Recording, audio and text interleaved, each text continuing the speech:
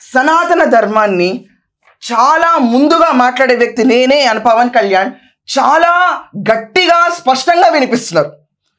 పవన్ కళ్యాణ్ గారు, you being a forest minister, మీకు ఒకటి తెలిసి ఉండాలి, కాశీ నయన ఆశ్రమం ఏదైతే ఉందో కొట్టివేయబడింది.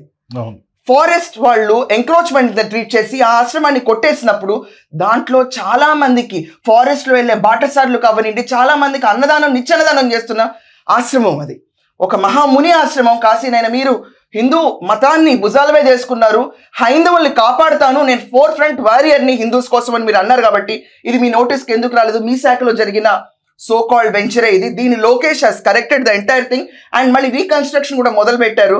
అండ్ ఈ కాశీ నయన గారు చేస్తున్నారు. అండ్ కాశీ నయన గారి గురించి ఖచ్చితంగా మనం అందరికీ తెలుసుంటే కనుక ఆంధ్ర యోగులను ఒక బుక్ ఉంది, దాంట్లో ఆయనకు ఒక సెపరేట్ చాప్టర్ అండ్ మెన్షన్ కూడా ఉంది. అంత పుణ్యాత్ములు ఆంధ్రలో ఒక గొప్ప యోగ కింద నమోదైన వ్యక్తి గారి ఆశ్రమాన్ని ఈరోజు ధ్వంసం చేయటం ప్రభుత్వం, అండ్ అది ఫారెస్ట్ డిపార్ట్మెంట్ వాళ్ళు చేయటం, అది మీ నోటీస్కి వచ్చినా మీరు రియాక్ట్ అవ్వకపోవడం కొంచెం నాకు బాధ కలిగించింది. ఇలాగే చూసుకుంటే కనుక పవన్ కళ్యాణ్ గారు ఎవరి కోసం ఈ రాజధాని అని రాసిన ఐవీఆర్ కృష్ణారావు గారు book, who was a retired chief secretary for NCBN, మీరు ఆ పుస్తకాన్ని ఆవిష్కరించారు కూడా. ఆ రోజుల్లో ఎవరి కోసం ఈ రాజధాని అమరావతి అని చెప్పి దాన్ని ఒక సెటరికల్ వేలో మీరు బుక్ లాంచ్ చేసినప్పుడు ఆ బుక్ని చదివిన దాంట్లో నేను ఒకదాన్ని. ఏంటి ఆ బుక్లో ఉందని, ఇంత ఎక్విజిషన్ ఆఫ్ ల్యాండ్ అవసరమా అని కూడా దాంట్లో మీరందరూ పేర్కొన్నారు.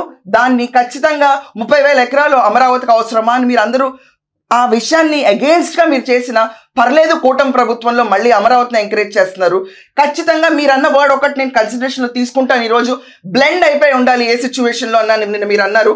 Yes, you have blended perfect. కూటమి ప్రభుత్వంలో ఈరోజు చంద్రబాబు నాయుడు గారు, లోకేష్ గారు, పవన్ కళ్యాణ్ గారు, దే ఆర్ ఫెంటాస్టిక్ కూటమి, ప్రజల కూటమి వచ్చిందని చెప్పి చాలామంది భావిస్తున్నారు. ఈ భావనలో ఒకప్పుడు మీరు అన్న మాటలు మాత్రం ఎవరు మర్చిపోలేదు.